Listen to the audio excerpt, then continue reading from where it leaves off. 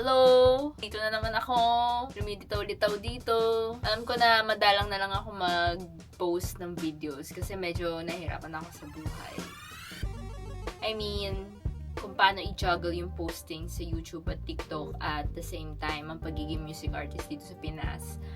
So, hindi ko pa siya ma-figure out kung paano ang galawan. May mga bagay naman na hindi ko papalampasin i-vlog. Katulad ngayon, meron kasi akong binili na Switch Lite sa marketplace na 4K pesos lang.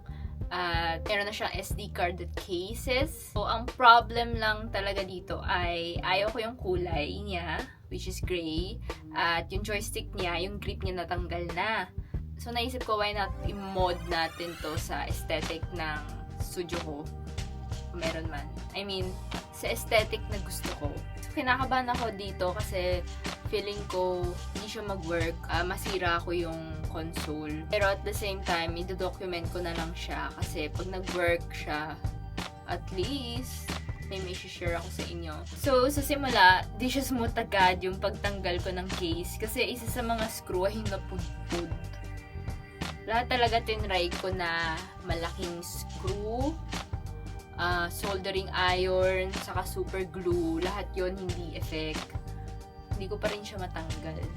Tapos, sabi ko, may mga ibang tutorial sa YouTube na wala na akong tools noon. Like yung drilling, i-drill mo yung screw para matanggal. Wala na ako. So, naisip ko, pumunta na lang sa appliance repair shop na meron kami dito, Tronix, malapit lang sa amin.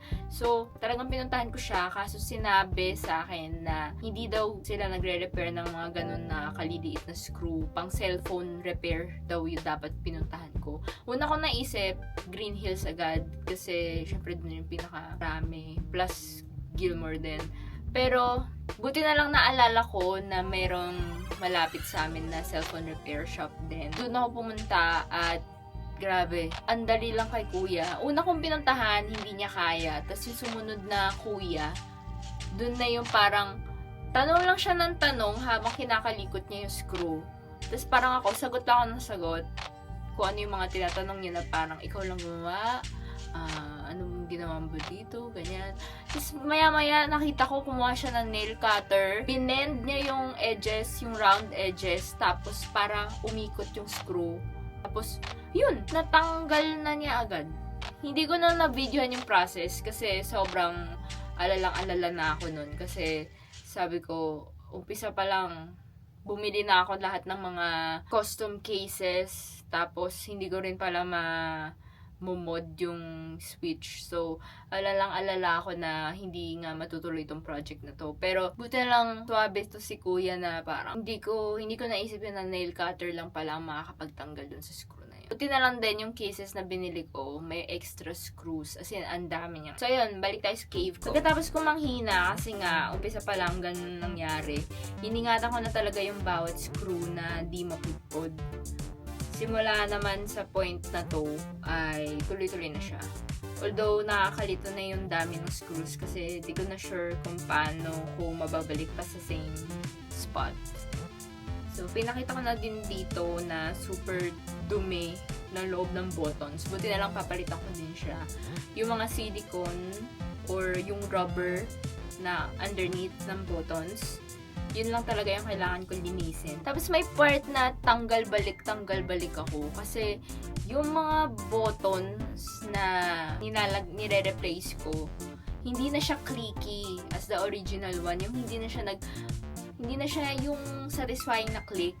As in talagang parang hindi rin siya snug. So yung ginawa ko is, hinasa ko pa. Kasi alam ko 3D printed lang yun eh. So may mga ungka-ungka na from the 3D printer. So, hinasa ko pa yun para maging snug siya dun sa holes. hanggat ma-achieve ko yung pagka-click niya. Nahirapan ako dun sa left buttons kasi hindi siya nag-click, bumabaon lang siya. Tinignan ko pa yung original, kung ano yung shape niya, kung bakit mas click yung original buttons niya. So, ayun, na-figure out ko na rin, na-workout ko siya. Sobrang kabisado ko na yung part na yun. Dahil sa pabalik-balik na, tanggal, balik, para lang mag-click yung buttons. So, after making sure na yung buttons ay clicky na, na-finalize ko na yung pagsara ng case. Yung heatsink niya na inusog ko pa sa gitna kasi yung natunaw siya, nag-spread out na siya doon sa gilid eh. So, inusog ko pa siya doon sa gitna ng ewan ko kung anong tawag doon. Yung graphics card niya. So, nung sinara ko siya, nag-bulge pa siya na onte kasi nga ang kapal ng heatsink na yon, at saka medyo hindi na siya toothpaste type, medyo may pagka-rubber na siya, so parang may umbok na siya. So nung sinara ko, medyo nag-bulge pa siya, tapos hindi siya yung case hindi siya nag-snug, may parang may butas pang ganon.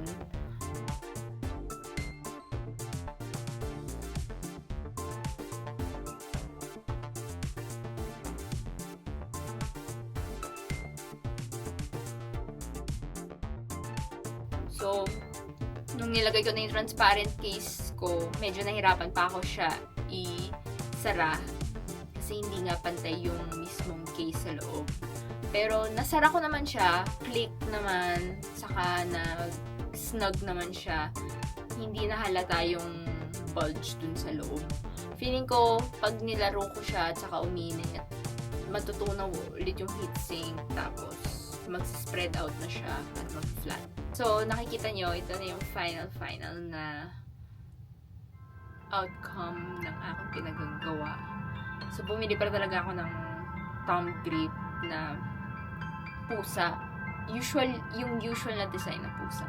Kasi, na-overwhelm ako dun sa ibang designs na sobrang daming choices. So, yung binili ko na lang is yung pinaka-common na paws ng pusa. Tapos, ganda naman siya tingnan. Theme ko is all white na may mga transparent buttons and case. So, binagay ko siya dito sa keyboard ko at saka sa mouse ko, dito sa computer. At, yun. Tapos, at ang iba ko pang paraphernalias dito sa studio ko na as much as possible white kasi hindi ko pa achieve ang all white. Some of it, kung hanggat kaya, white talaga ang gusto ko. So, ayan, makikita nyo. Currently, pinag-iisipan ko pa siya kung ibibenta ko siya at bumili ng Switch 2 talaga para makabit ko sa TV. Pero, sa ngayon, enjoy ko muna at kakapain ko kung Switch gamer girl ba talaga ako. Bago ako bumili ng Switch 2, maghahanap na ako ng games na gusto ko. Ayun, ako ay tatapusin ko na to at babalik na ako sa paglalaro. Bye!